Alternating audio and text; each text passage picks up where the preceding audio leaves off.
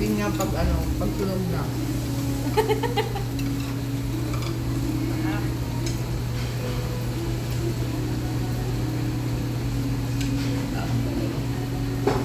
Ano kaya kumain?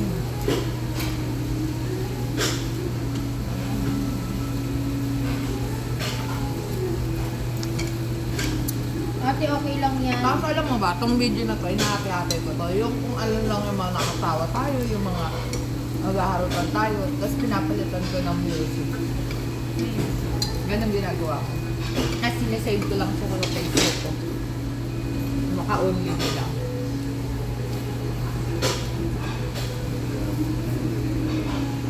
Wala, para kung ano namin masaya, yung mga memories na ano natin. Ilang oras ginawa yung buhok mo? 6 na oras. Ako na lang itong lupa. Pinayagan ka ni Mia magpalit. Alas 8 na ako pumasok. Ako sa kwarto din. Center yan si Mia. Tapos ginawa niya pa akong video dito sa buhok ko. Pinaikot siya ng pinaikot. Pinaikot na ang pinaikot. May tinsin ni hilong niloko. Tawa dyan ng tawa. Nakita ko.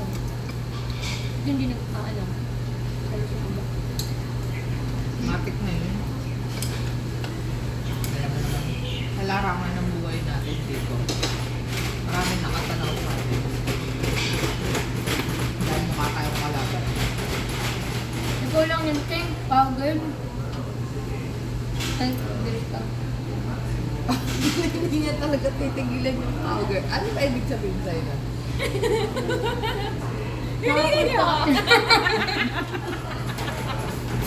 Parang gusto ko magpalit ng kaibigan mo. Palitan natin. Kaya tinanong ko sa'yo kung ano ibig sabihin ng powder. Iiwan na nga ako ng isa, iiwan niya pa ako. Umugot na naman. Nakulmin niya. Hindi na ba sa atin? Lapit tayo sa bahay. Ngayon natin cabinet. Para pagkawisan kami. Tapos magsuntukan tayo pagdating natin. Tayo na po, sabi ko magdadahit kami.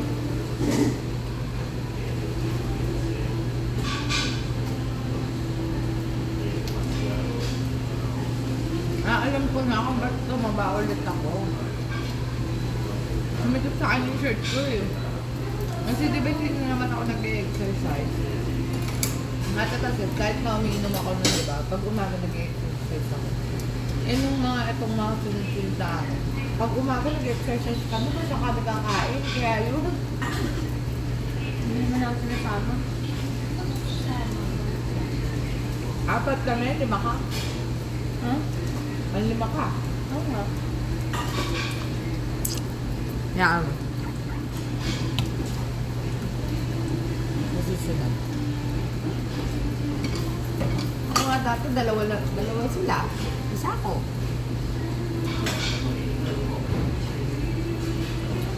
Kaya ba kasi tayo, lugi kami sa'yo. Kaya ba ng pasok ng trabaho? Diba? Ano oras ba kayo pumapasok? Alas 7 ba? Nakakauwi pa ako dito. Ay, siya makakatulong ka. Sino ba? Ikaw. Kami hindi. Ang aga pa ng pasok namin. Ano bakit niyo? 6:30. Oo, 30 minutes. 15 minutes na 6:45. Dapat Kaya alas 4 na kami. Ah, 6 o'clock. Ayun, nandun na ako natutulog. Kay bakla kayo naliligo. Ay, bakla. Gigising ako ng 5 o'clock. Papasok ka pala ng CR. 5:15. Kaya ako, gigising ako sa bahay. 6 o'clock, 6:15. Ako na naman kasi mag-isa. Wala ka naman kasing kasabay nung maligo. Siyempre, kung tatlo tayo mahuli yung isa sa atin. Dati na yung sila inakasama ko sa kwarto. Tapos 4 pa lang pinaliligo na ako. Tapos kung alam ko magtitirin ka sa oras na rin na ako. Kasi ayoko yung na alam niya naman ganito, ang dami natin, ayoko nga. Ako na nag-a-adjust. Ayoko na masyadong ay, may stress ako sa kanila. May stress lang. Kaya nung minsan, di ba yung naano ako, naalimtungatan ako, naligo ako agad. Ganon. Pati niya naman. Automatic naliligo agad ako. Gusto mo yung tokwa mo. Gusto mo yung sa buhay mo. Ah, may baboy din siya.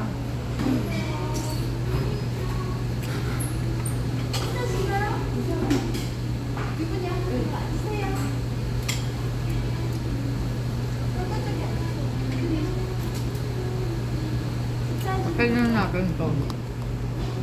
Tawagan kasi ano. Si Ivy.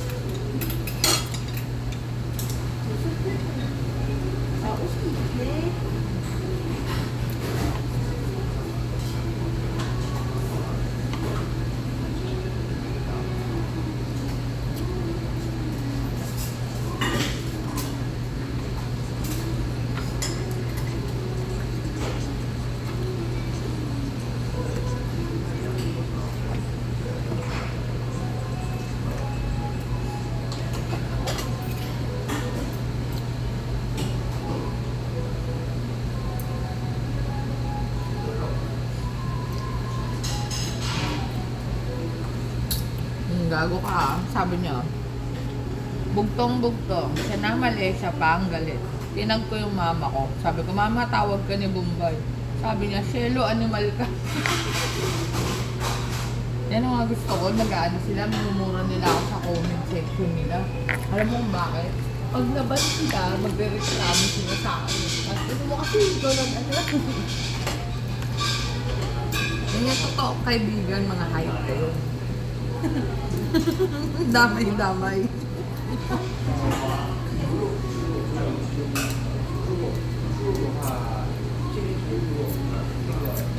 Nakayak sa pizza. Sabi na ipin. Ha? Ang inangarap ni Warley pala kagapon. Naka-61 ano siya, comment. Tatlo lang sila nila. Shelo, hotdog ko. Ano ko na ng hotdog? Hotdog jawa mo, kainin mo. Hindi nga siya makapasok, kakain pa.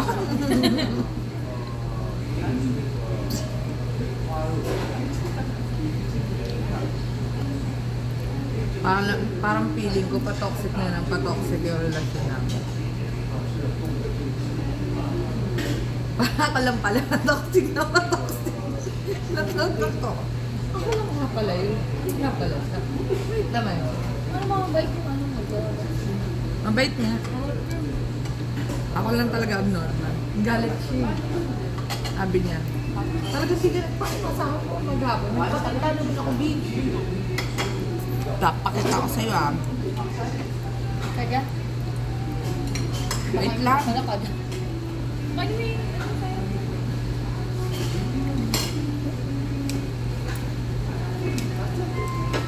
Aligan, tingin mo, sama eh. Hindi kasi ako mahilig sa hotdog, B. Talaga? Oh, di ba? Nag-video call kami. Ayan yung pa ako. Di ba? Naka-screen record pa nga yun, B. Oh, ayan siya, di ba? Oh, yan. Tapos sasabihin niya, hindi ako nagpakita. Nakakita ako. Nainayos sila kung bokeh. Tapos sasabihin niya, hindi ko doon. Wala man lang ako effort. May effort doon. Ang hirap eh, ganun-ganun yung dalhin sa pa ako. Lagi nga na siyang galit. Dito ako tawa. Ganda ng tawa niya. Eh, oh. Alam niya mambubisit ako.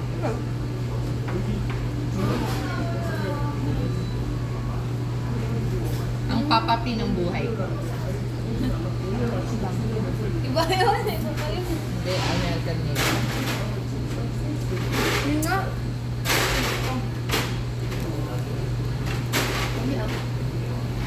Kasi may edad na. Okay lang yun. Okay lang, Kobe. Mabigat din naman yung bulsa.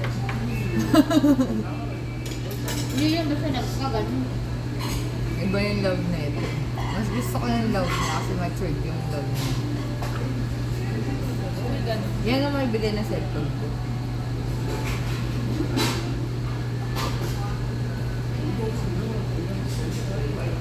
Ang ina nagpicture ako kagabi, natawa ako, B. Sa CR. Hap.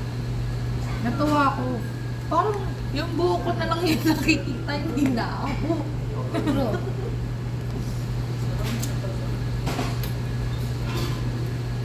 Medyo natakot ako. Medyo natakot ako, hindi na nila ako makilala.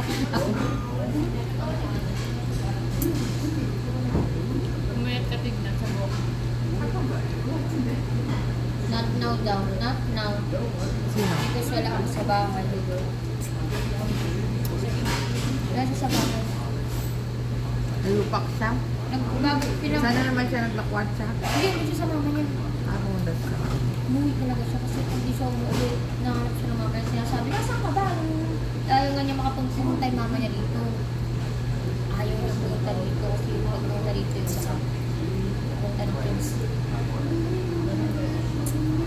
Ang cute na ito, no? Nung lugar na to. Simple lang siya, yung Pero- ambience niya. Kaya nilagyan ko siya ng drawing dito na boyfriend. Yan. Ayos na. Tapos dalawa kayo ni Tamtam. Alam mo, dalawa lang kayo natawa.